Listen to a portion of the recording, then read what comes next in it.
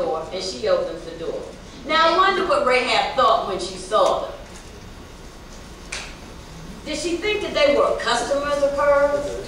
Or was there something about the way they carried themselves, something about the way they spoke that marked them as different, that marked them as outsiders, that marked them as children of God? I just wonder.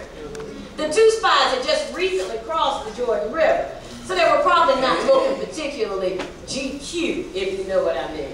My guess is they were dusty, disheveled, a little tired, and probably a little bit damp as well. But Rahab does open the door and she lets them in. Unfortunately for the men, they were seen. And the king of Jericho was informed, and he immediately sends out his men to go out, find, and capture the spies.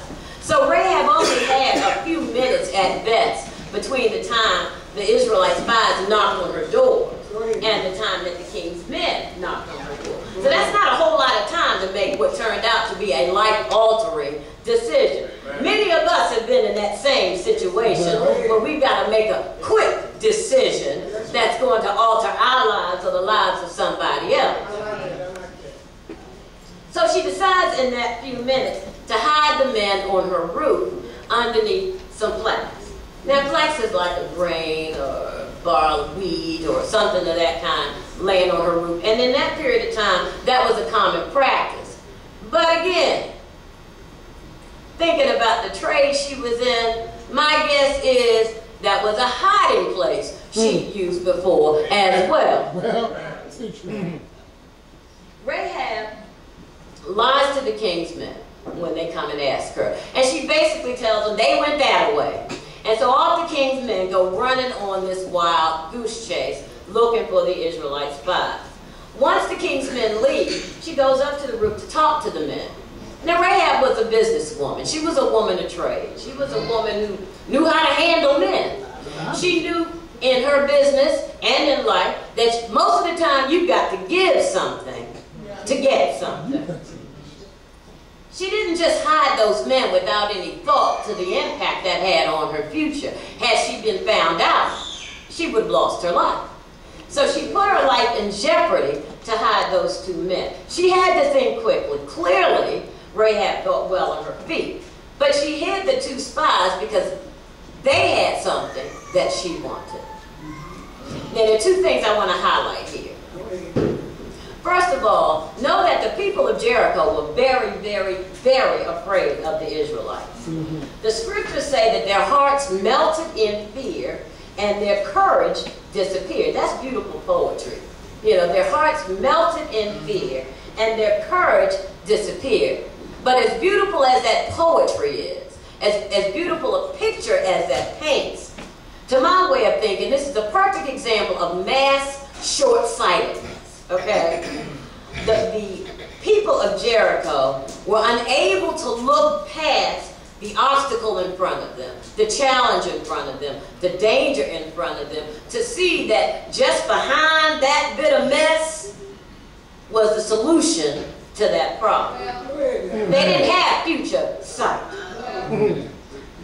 The people of Jericho were afraid of the men of Israel, when what they should have been afraid of was the power of the God of Israel. They essentially couldn't see the forest for the trees. They got lost in the minutiae of fear. Like many of us, we get paralyzed. We get stuck in the sameness of our lives, in our whatever our situations are, and can't see past wherever we are to where we could be. The scripture tells us that they knew all the miracles that God had performed. Look at verses 10 and 11. But we have heard how the Lord dried up the water of the Red Sea for you when you came out of Egypt, and what you did to the two kings when you were on the east side of the Jordan, whom you utterly destroyed. Love the poetry. When we heard it, our hearts melted. Neither did our spirit or courage remain any more in any man because of you. For the Lord your God, He is God in heaven and on earth beneath. Amen. So they knew about God. They knew about His power. They knew the miracles He had worked, but they had no future sight. They missed the big picture. They allowed their fear to paralyze them. And so basically, they could not see the forest for the trees, and that led to their eventual downfall. Secondly, Rahab was a smart woman. Amen. Rahab was a shrewd woman. She was the only one in the entire city of Jericho to recognize the power was in their God, not in the Israelite men. Look at what she says in verse 9. She says, I know the Lord has given you this land. I know the Lord has given you this land. And this is actually the foundation for everything that happens after this point. Look in verse 11. She says, for the Lord your God, he is God in heaven and in earth beneath. I know that the Lord has given you this land. For the Lord your God, he is God in heaven above and in earth beneath. Now when I read that, you know what first strikes me is that here we are, this prostitute, this harlot has just confessed with her mouth that Jesus is, that God is the one true God. Now I don't want to get sidetracked that Jesus hadn't been born yet at this point. So then we're still talking about God here. She's confessing that God is the one true God. A prostitute. A harlot. One that we would look our nose down at.